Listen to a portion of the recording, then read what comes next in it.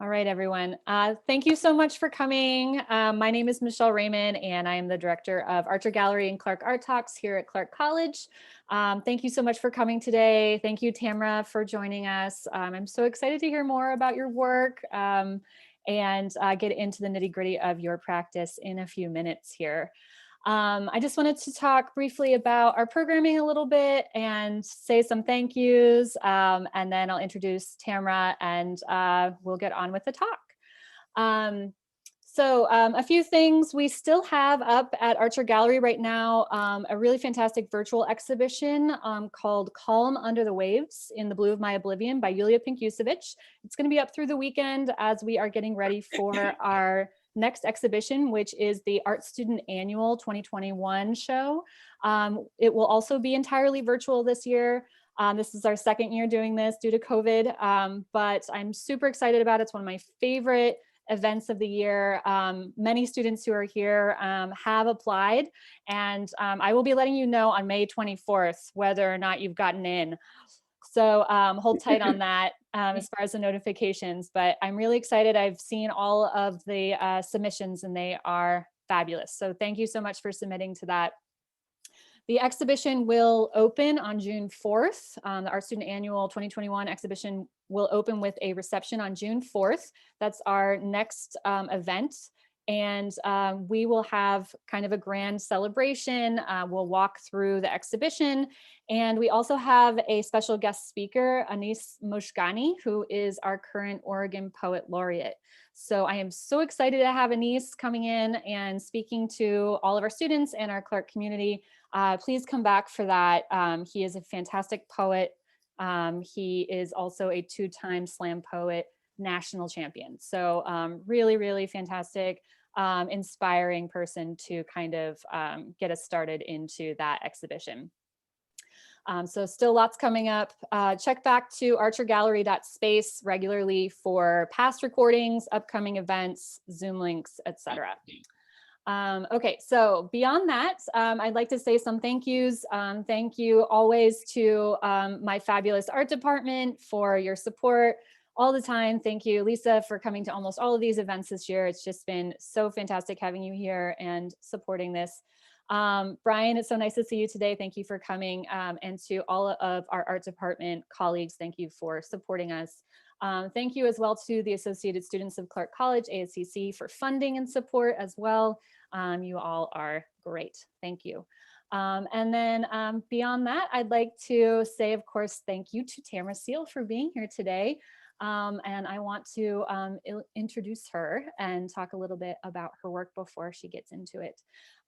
So I've known Tamra since grad school. We went to grad school at the San Francisco Art Institute together.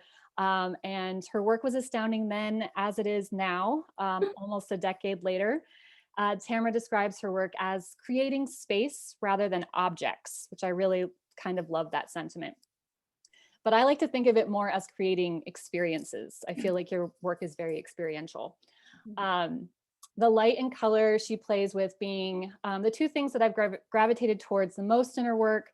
Tamra bends these seemingly intangible things, and I think best described really as feelings. They feel very full of feelings to me. To create new feelings and experiences that take us to new spaces and times, magical places of youth, science fiction, dreams, and memory, while rooting us still partially in reality.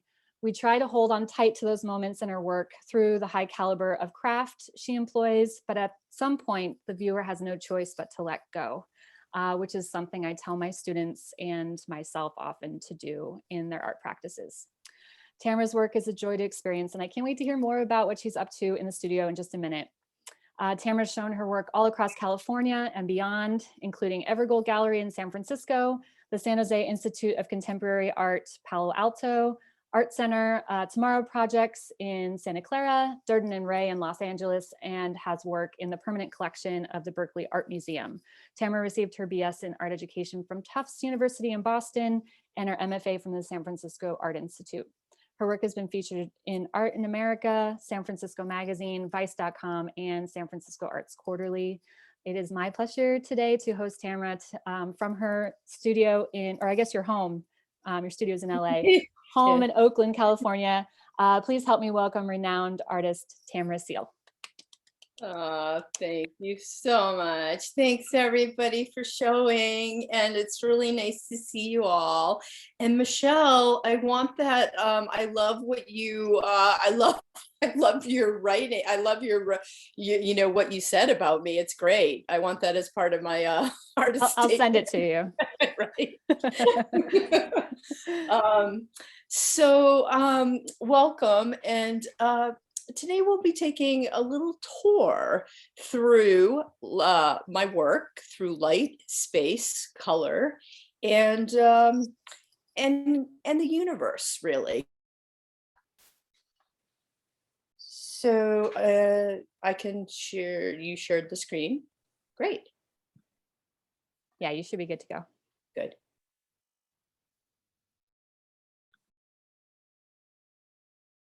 And we're going to start out making my way west. So I'm from a small town out Marblehead, and while I was there, I was influenced by images such as these trees in the Doors film. And I was like, do those trees really exist? So when I got to California, I met with them. And the flowers, the colors, the vibrancy of California kind of really opened up my color horizons.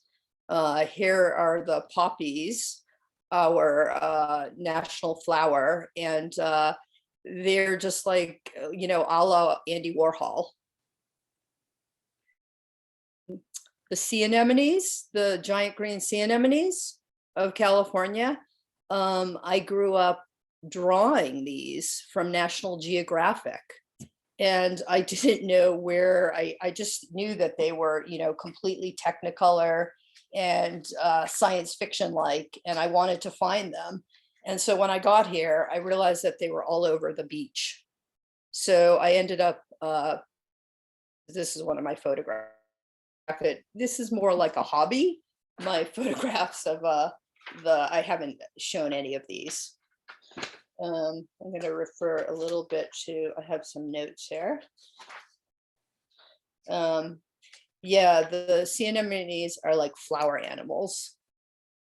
And I wanted to just say, I, like Michelle, am kind of obsessed with, in drawing, in the layering of colored pencils, which gives you of color choices in your life. Of course, when I got here, the mushrooms, the magic mushrooms were here as well. They are these crazy mushroom that have psychotropic effects if you boil them, which I never have, but they're just so amazing. And with a simple, filter, you can like create amazing color shifts.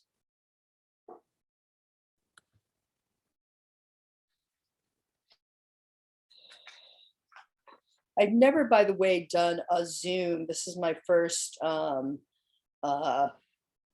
Zoom lecture. So they're pretty wild, huh? Yes, they are pretty wild. They are, right?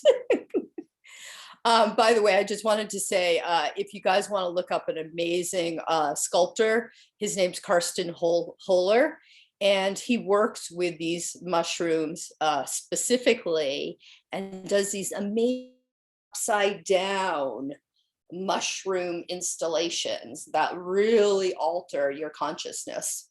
Yeah. So in the desert here, you just see these amazing forms. This was in the Badlands and Zaborrego recently. And it just totally reminded me of the work of Michael Heiser.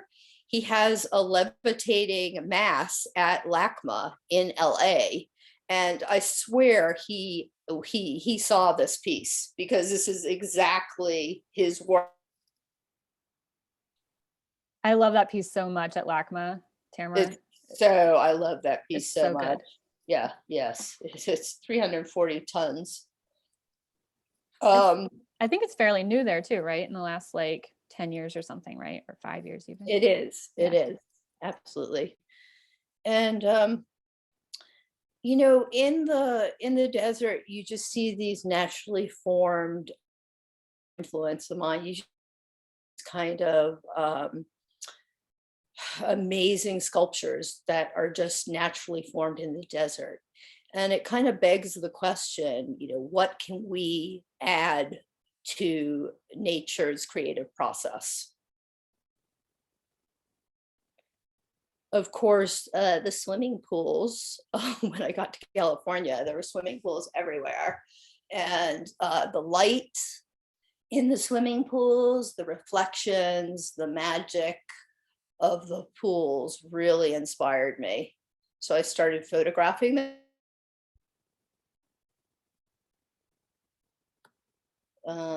The golf courses. At some point in my work, I think it was in grad school, I decided for a time, I decided to only work with circular objects, circular installations. That changed over time.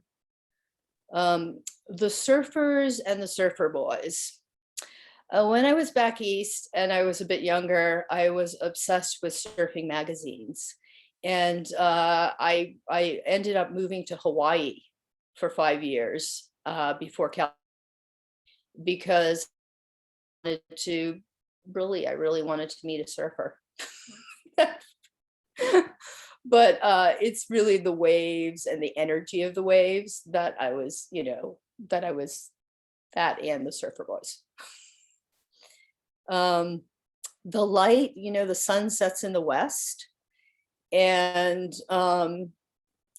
the sunsets are extraordinary here. And oftentimes the sunsets here look like science fiction sunsets. You can oftentimes see the sun right on the horizon, and it just looks like a spaceship. So that really inspires me. Tamara, we have a question in the chat, and I was also thinking the same thing about the circular patterns in your work. And you mentioned earlier that you were really inspired by and only wanted to kind of work with circles for a while. What was the inspiration for that? I'm going to get to that in a moment, but it's Awesome. really and well, no, I can start talking about it now. I feel like, you know, the sun, the moon, the light giving element are circular,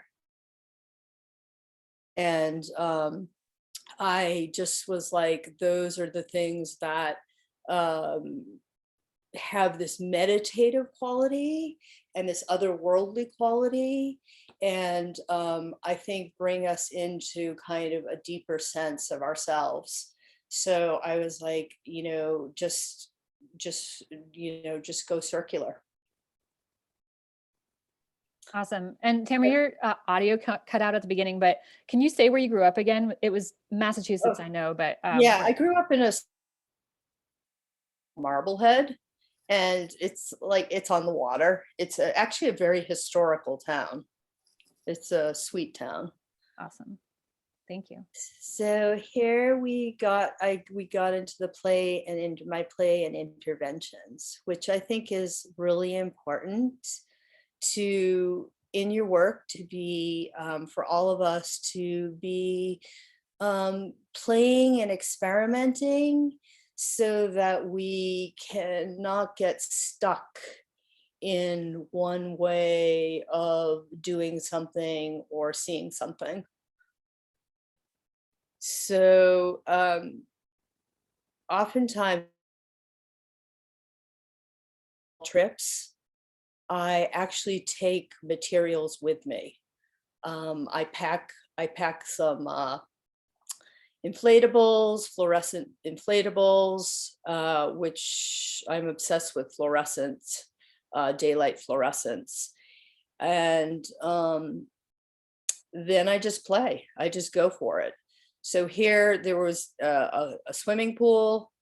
And then when the swimming pool closed, I just found a field. And I used my partner in my work. Called tubular.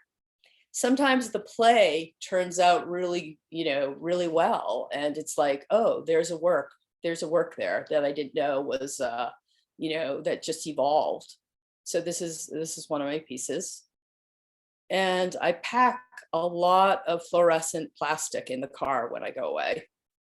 And I'm hoping to find a swimming pool. And then I just go for it. And as I said, sometimes the work is formalized and something really amazing happens just with a simple piece of plastic in a swimming pool. Here's another one, bending rectangular light. And I totally didn't, anticipate this. It just happened. And I will say that, I feel like one of the things is that it's finding our materials. It's finding, as a sculptor, it's finding the materials that we resonate with, that really, it's kind of like you have the ingredients that you're really excited about, then you can create something really fabulous. So I think in art, it's like that too. It's like Michelle uses, sort of her layers her colored pencils in this incredible way. For me, it's fluorescent plastics. That is my so here again, we have a stone. I was trying to kind of recreate the feeling of a swimming pool with stone and plastic and light, of course. Just another play. It was like a giant metal frame with plastic. In California, we have a white alligator named Claude. And I sometimes deal with the subject matter of death. Because, the afterlife is like really fascinating. It's kind of like science fiction. It's like this giant palette, that you can project anything onto. So, and this was also, of course, it's Princess Diana. That's not that part of the photograph, of course, was a famous photograph. And I just wanted to kind of, honor her memory and say something about death. So I also took the white, another form of play was putting the white alligator and the anemone and creating wallpaper. So I created a whole book. It was in one of my shows, whole book of wallpaper. I think I just put one example of it. Yeah. So now I am going to talk about some of my influences, others. Hold on one second. Tamra, where's that alligator located? He is at the Academy of Science. Have you seen him? No. You've never seen Claude? No, I've never heard of Claude. Oh, Claude is like the most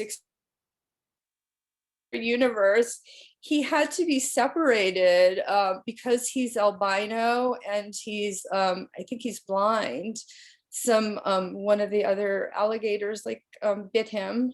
What? And I know, so he's yeah, I sometimes I'm like, oh, I want you to be amongst your alligator friends, but I think they picked on him. Oh, no. But he's very exquisite. He's very exquisite, and he actually has a lot of space, and you can see him swimming underneath. You can actually see him just like above. It's really fascinating. You've got to, yeah, he's, yes. Next time I'm in town, I'm going there directly. Yeah, right, exactly. He's like the most fabulous creature in the entire universe. So the Mythic Mountain, this is, I was a sculptor. I was actually a painter, and quite a while ago. And this is one of my favorite painters, Nicholas Roerich. And I think that's how you pronounce his name. He's a Russian spiritual painter. And he is just incredible. He paints these mountains with these color shifts, and I feel like he completely captures the, the white, the grayscale of the mountain, and how light is reflected and changes it into this like color show, this color light show. So these are all him. And then film. Film is really important for me as inspiration. This is a film called The Swimmer. And this guy goes from looking for his kind of catharsis pool, every neighbor's pool. It's a really, oh wow, it just says my internet connection is unstable.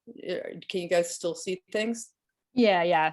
Your audio has been going in and out, but I think for Oh, the most part we really? can hear you. Yeah, I'll just ask questions as we go if there's something that's Okay. yeah. Sorry not quite about clear. that. I That's okay. actually, I live in the hills, and sometimes the connection can be a little funky.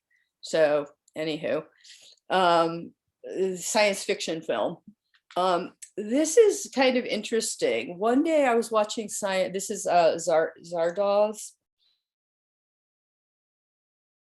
One day I was watching science fiction, and I was like, why am I so inspired by science fiction film? And what I realized was that in science fiction film, there's a lot of sculpture. It's actually inundated with sculptural objects. Like, it's basically that. Like, if you look at every film, 2001, I just watched again the other night for the 100th time. There's like a lot of sculptural objects. So I just was like, that kind of really, amazed me, and it still amazes me. And so I keep going back to science fiction film and kind of extrapolating some of the, the essence into my work. A friend of mine or showed me these Pulp Fiction science fiction covers, which kind of blew my mind. I just think they're like hilarious. And I also wanted to say also about science fiction, I think it's science fiction is kind of like the subject of death, where it's like this giant space to project our own our own images onto. Aren't these funny? I just find these really like super funny. I love that. It's like totally Mars Attacks. War of the Worlds? Is it War of the Worlds or Mars Attacks? Mars Attacks is it yeah, Mars? the Yes. Martian. Yeah. Yes. And of course, I feel like mid-century design like really kind of paved the way for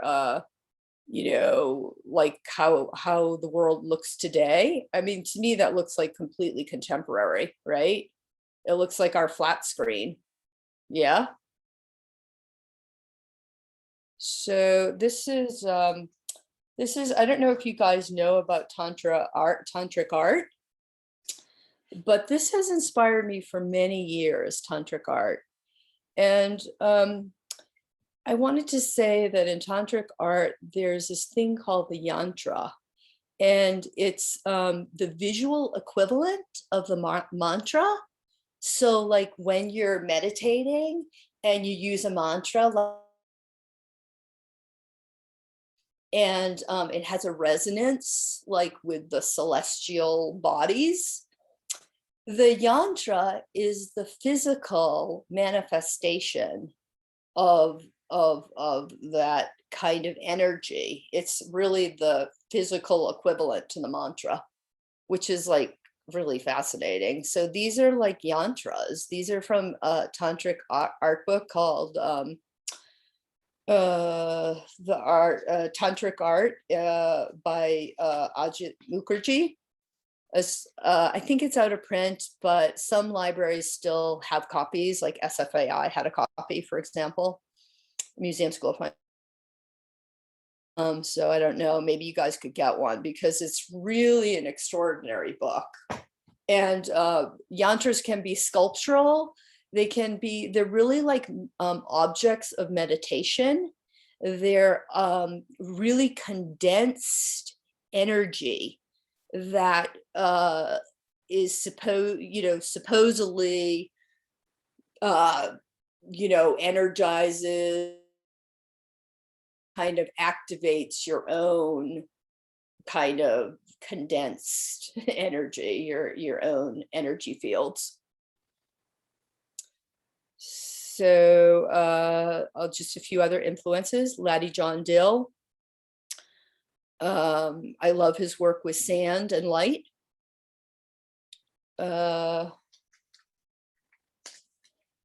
Robert, hold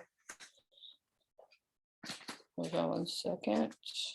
I love the incongruous elements too. The Robert Smithson's work is some of my favorite work. Mirror and Rocks, kind of incongruous, but kind of congruent at the same, in the same breath. Mariko Mori, one of my favorite artists, like very futuristic. I have another one of hers in a minute. Craig Kaufman, the light and space artist. This is probably one of my favorite. Well, I say it is my favorite sculpture. It reminds me of popsicles. It's Mariko Mori, and I just think it's incredible. Like so simple. Oftentimes, I kind of follow her lead a little bit, where I use only a couple elements. I try to like only use 2 or 3 elements at the most in my work. I try to pare it down. I feel like that creates a minimalism that I'm looking for. Oh, hi, new person. Hey, new person. Can you guys still hear me? Yeah, you're good. Good. Okay, so here is my work into the gallery. The color wheel. The color wheel. You guys just were painting the color wheel, right? I took the color wheel because it's so, I use the color wheel because it's so, it figures so importantly in the history of art. It needs to be off the page. It needs to be something you can like move around, and then the colors start to like blend with each other, and it creates this really interesting perceptual experience. This was a piece from my childhood. It's actually called Childhood. And did you guys ever eat those little flying saucer candies? I did. I don't know if anybody else did, but I did. Did you eat? Oh, you did? Yeah. Yes, right? They're like little wafers, right? They're little wafers. Mhm. They're kind of like you get in communion or something. And although I've never been, but I imagine.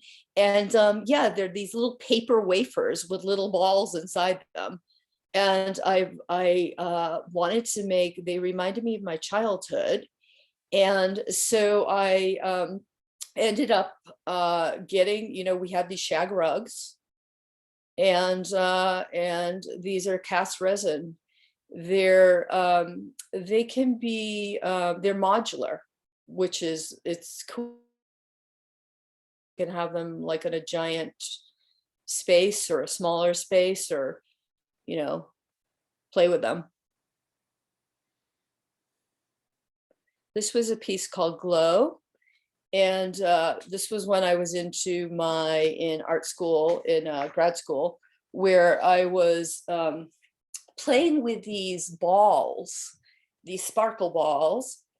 And I had them like for, I think, about a year or a year and a half. And they were in a closet of mine. And I went to get using them in various ways. And then I put them away, got them out, and they completely corroded. This is what happened to them, like in a year and a half. It's like they were actually like bursting at the seams, and the liquid was like oozing out. And I just was like, those are so fascinating. It's kind of like the Anthropocene. It's like man's, humans on the environment. So I paired them with these crystals that I work with a lot, these geodes. And I created this piece. I'm not going to talk deeply about each piece. I'm just going to go through it a little because there's a bunch. I put tons of slides because we're on Zoom. Fins, cast resin, and powder coated, which is a really good way for maybe your students, if they're doing any sculpture, or your students, the different teachers, to transform objects. So you can see that this is like, it was an old chain. It's a very, very heavy, like 8-foot chain. And it was all rusted and corroded. And I just sandblasted it. And then I sandblasted it, and then I got it powder coated. Yeah. So like, it's a really amazing way to transform objects into something kind of exciting, like really quickly, with color and paint. I love this piece so much, Tamra. This is one of my favorites of yours that you're This showing. was together. Were you graduating, or did you graduated, I think, the year before I did, right? Yeah, I graduated in 2012. Yes, exactly. Yeah. Exactly. So this was my MFA show, and it was called The Leap, because I had like all this anxiety about like going into, the grad school. School is such I mean, I know sometimes it's a pain, and it's challenging, but it's really like the womb. School is like the womb, an incubator, like for your ideas and for, like nurture. But when you go, I just had like, I was like, oh my God, I'm going out into the big, big wide open world. Like, who knows if anybody will be even interested in my work, right? So this is a doubles diving board. Do I have a close-up? Yeah, this is a doubles diving board. And it created through, there's like inserts of dichroic glass, which dichroic is, creates like a shape, 2 shifts of color. So it has an insert of dichroic glass, and the diving board created its own swimming pool. You can see the low end and the deep end of the swimming pool. And it's weird because I didn't plan. A lot of times in our art, I think we don't plan things. There's the mysterious creative process. And I knew that it was going to create, a reflection, but I didn't know it was going to create, the low end, deep end of the swimming pool. Say that sometimes with sculpture, it's really weird. People thought you could climb up this piece, and even a curator climbed up the piece, and it was only literally hanging by literally hanging by a thread. So fortunately, he didn't break his neck. And I had to finally put a sign up during my MFA show, like, please didn't climb the sculpture.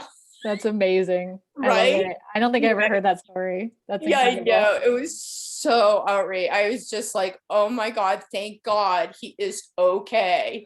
Yeah. I never threw, I saw him afterwards at like his gallery, and I never mentioned it.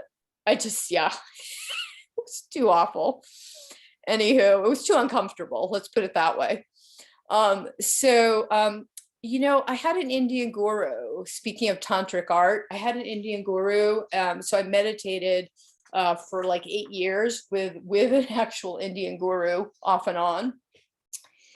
And this was kind of, it's about the red dot, in the middle of the forehead. And this changed my life, this material. It is, it's fluorescent, day glow fluorescent plastic. I saw it in a plastic store, and it was in the corner, this giant rod. They had it for many years. No one was interested in it. When I saw it, I had like my aha moment. I saw the light. I was like, that is my material. It is just, incredible. It has this very interesting quality of kind of burning, like almost a burning sensation, like looking into the sun or looking into moonlight. It's very powerful. And I'll talk more about that when we get to future color in a moment. This was also part of the MFA show, blue balls. And those are actually minerals, the blue balls inside. It's really just astroturf, wood and blue, and they've been collecting for many years. They're quite extraordinary. They actually form like that in nature. Double bubble. I'll just say like one thing about it, but these were old. I think the found objects really interesting if you guys are working with sculpture. These were just these, I got them like for $15. They were like old surveillance camera shells. And they just totally looked like the moon and the cosmos. And so I built around them. So here again are the rods. This is the work that I'm still working with years later.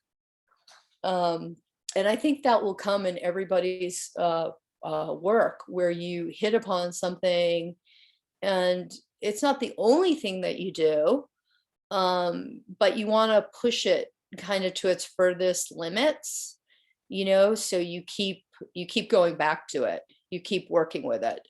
So this is future color, and they're really it's this 2D 3D effect that I'm interested in. There's several components that I'm interested in. The 2D 3D effect. So when you see these in person, it's a little difficult to tell from the screen. You actually see a dot within a circle suspended in space, and it just looks completely flat. It looks like almost a painting or a drawing in space. When you look at them from the side, do I have a side view? You can see a little bit. When you look at them from the side, the three effect from like head on, and then from the side, you see that they really are sculptural, that they're not just this flat dot suspended in space. And they also are, so you can't tell by the screen, but when people see these like in shows or in my studio, they're always kind of like, and even curators have come in and repeatedly asked me, will are you sure there's not a light inside of those? And I'm like, no, they're just inherently lit, which is kind of a term I coined. I think I did. I've never seen it before, but I call it inherent light. They're lit from within. And people, it's hard when you see them in person to kind of believe it, because they look like they're glowing. And they change. If you have natural light, they actually change throughout the day and actually glow even as as the sun is setting. So and they also, the one other thing I wanted to say about them is that they create after images, and that's what I was kind of looking for, because I wanted to kind of push color to its furthest limit. And that's something I'm very concerned about. So I actually photographed these, and I know there are other works similar to these in the world, but these were actually, you can see my arm in some of the, can you see my arm in some of the photos, where I actually was holding my rod, and then I photographed it with the other hand, and then I put them through filters. And I wanted to kind of have this, I've also made a movie of this. I wanted you to see after images, and especially in the film, you definitely, the colors are so saturated and so intense that you start to be like, what am I seeing? It really alters your perception.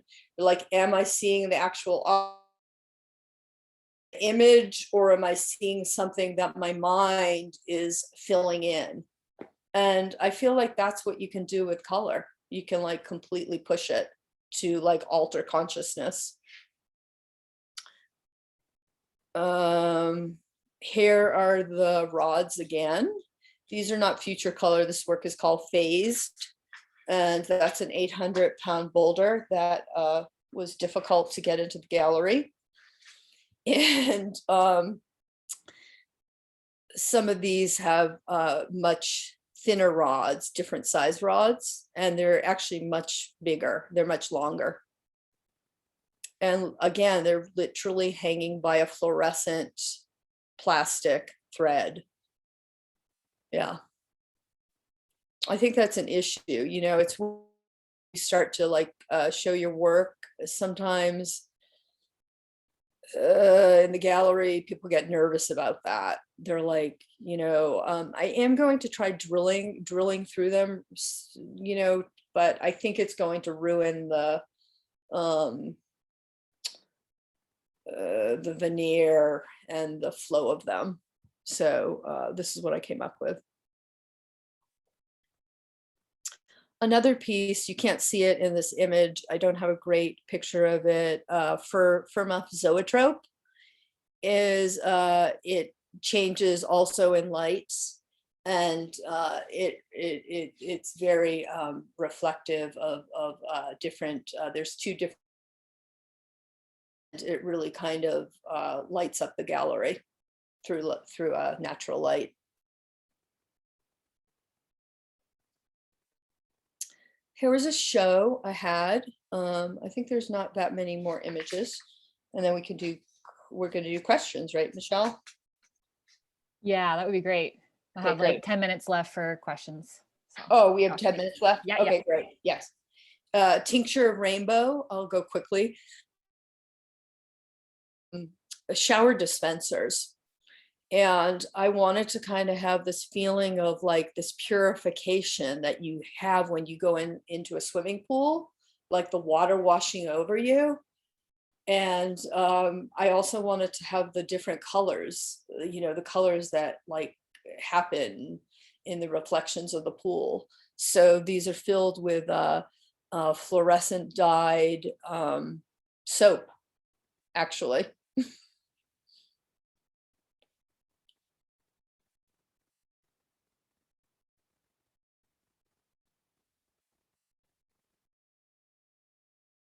Is Mirage, it's called Mirage. And I really wanted to kind of take the temperature, the temperature of light. It's kind of reminds me a little bit of a thermometer, an old-fashioned thermometer. And it really does something. I don't have another picture, but when light hits it, it literally acts as a magnifying glass. And I was a little concerned in the gallery because it was creating this like when you take a magnifying glass into the sunlight. It was so intense in the gallery because it was right next to a window. And I was afraid like things would start to burn. Yeah. So I haven't burnt down a gallery yet. Not yet. Not yet.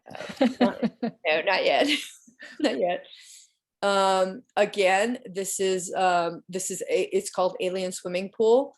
And this is, you guys might want to look up in the light and space movement, there was an offshoot called Finnish Fetish. And they were into kind of the perfect, the idealized surface of things.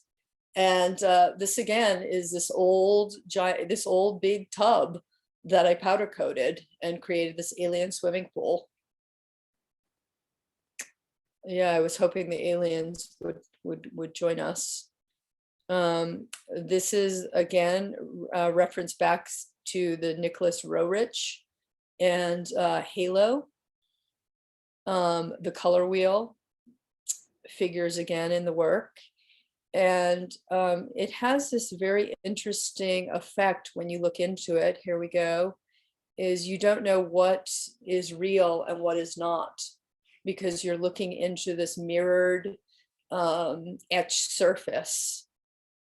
And it has that 2D, 3D effect again, where you see the 3D object, but then you see kind of this flattened out image, which has this, it's like, is that in a dream? It's like, it has a completely, it's like a completely different piece of art in a way, or offshoot of the art. This was in a show dedicated to Prince. And this was his pink teardrop called Moonbeam. Again on purple astroturf. So this was my first iteration of seeing through things. And I was going to maybe read you something, a little something. How long do we have? We just have a couple more minutes, so. Oh, just a couple more minutes? Yeah. Okay, yeah, no, I'm not going to read you anything.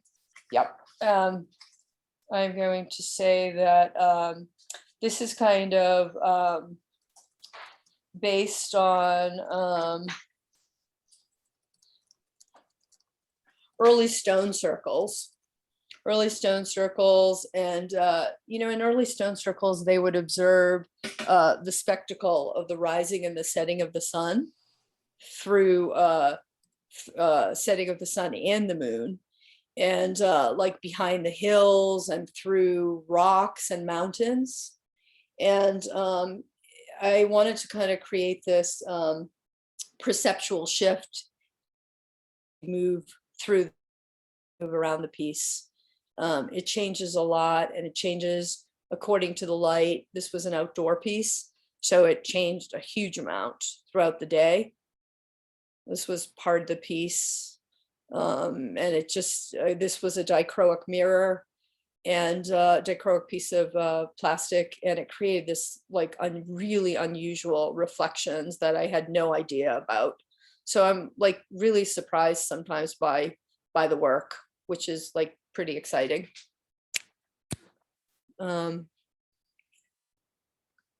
This was, I'll just give the title.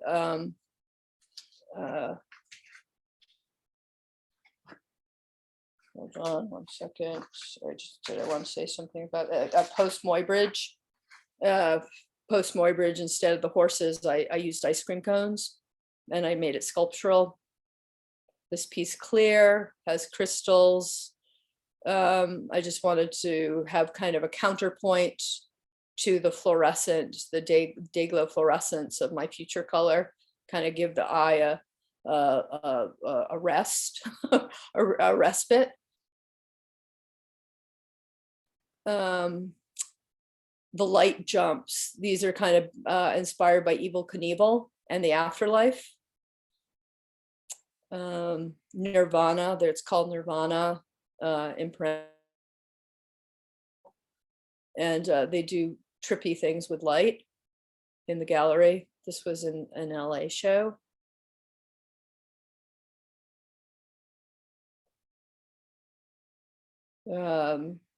This was based on or inspired by the film Endless Summer. This is my Endless Summer 3D.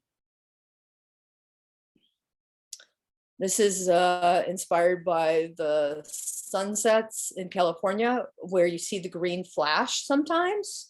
If you're lucky, I actually never have. When the sun is setting, there's this like, at the very moment, it's like hitting the ocean, sometimes this green flash occurs.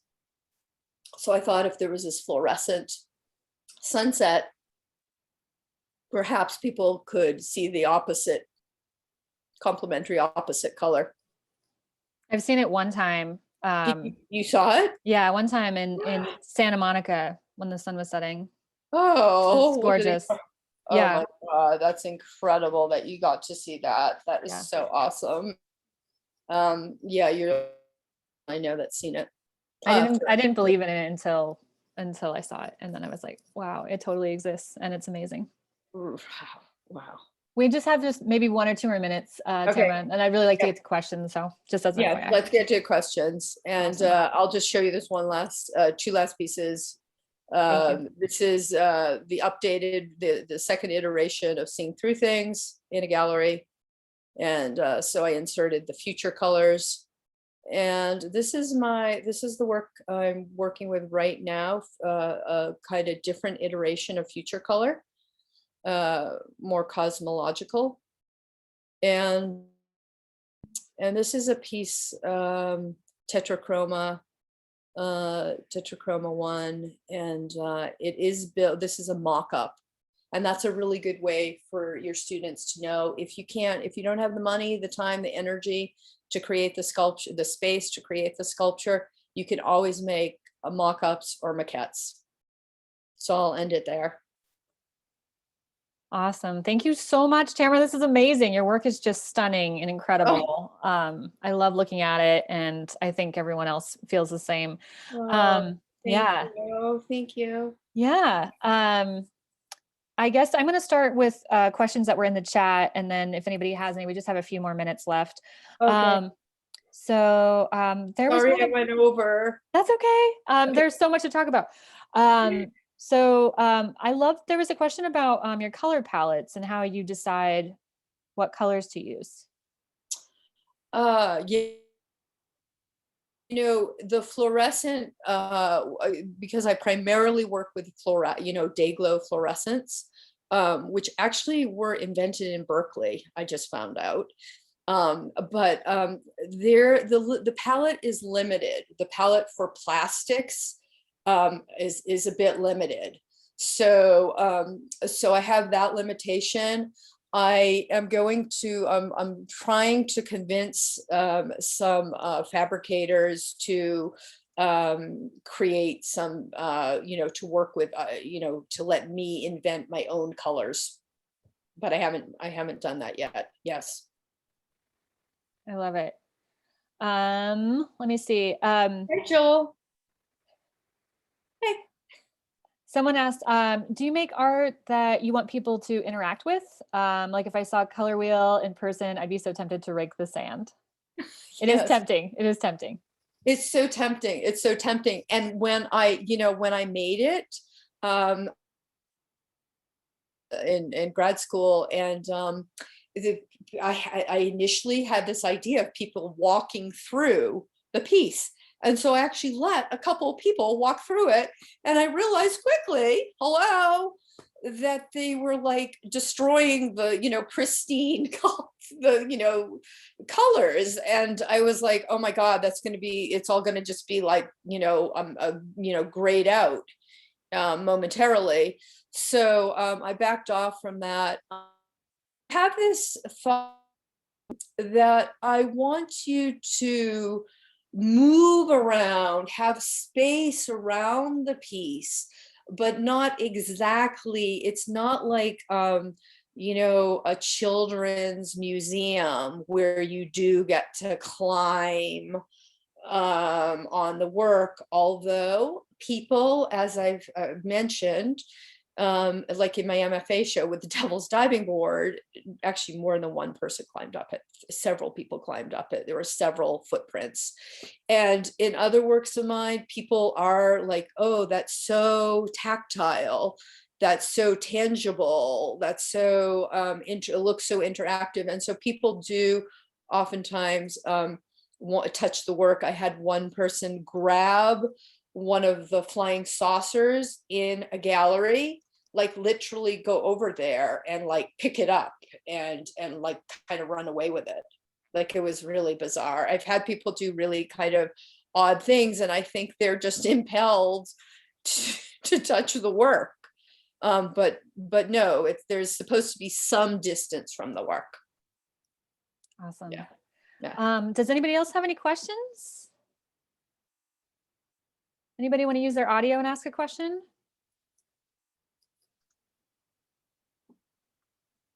No? Not a question, but I just like seeing your work, Tamra. So hi. I Thanks. have to jump out, but I always love seeing it. So I hope to get to see you and your art sometime soon. Oh, cool. I would love that. Awesome. Anyone else? Final questions? Della, you're asking about her inspiration. I think most of the beginning of her talk was about her inspiration. So I think that's kind of been covered a bit. Does anybody else have anything they want to add or say before we end? Tamra, do you mind taking down your screen just so I can see people? Yes. Awesome. Thank you so much. Sorry. Yes. No, Oh, that's okay. good. There we go. Oh, I can see people. That's so great. Yay. Hi, Awesome. hi, people. That's really nice.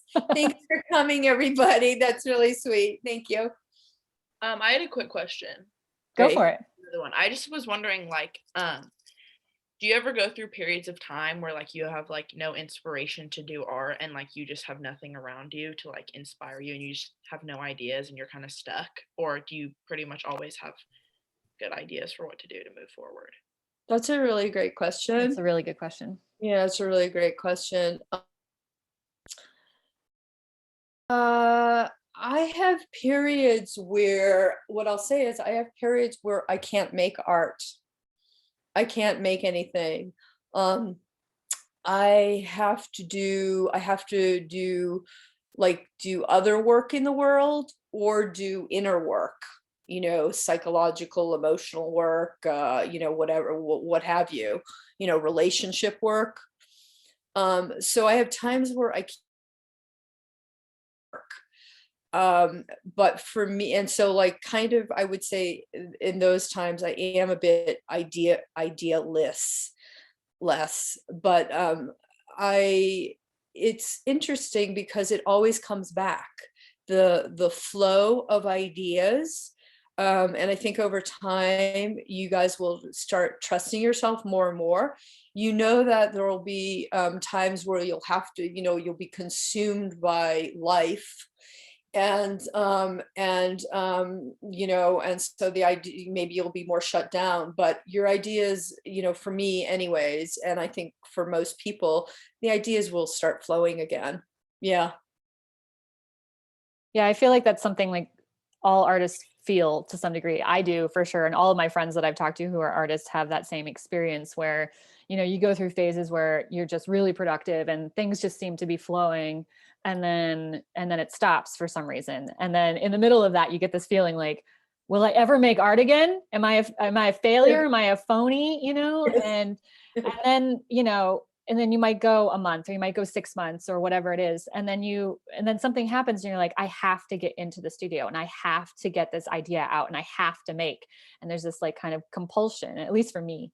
And that moment is so great because you get back in the studio and you're so excited about making again. And it just feels like it's come full circle and you're like, oh, I just needed a break. I needed to handle this thing, or I needed to like, process some things, or I needed to look for a long time and get some inspiration, elsewhere, and then bring it back to the studio. It's kind of like going out and collecting out there and then bringing it back to your studio. And at least for me, it's definitely like a cycle that happens, every 6 months or so. I think that's absolutely true. And just to add one thing, I think sometimes the breaks, the times where there's this like, especially in America, in the US, there's like push, push, push, push, push. And you do have to push your art, but there's times where like you have to be like, no, there's other things that are we're like fully, to be fully human, and art is not like the only thing. And so then I do think the breaks can be really instrumental, just having a break and letting it go, and then letting it like flow back in.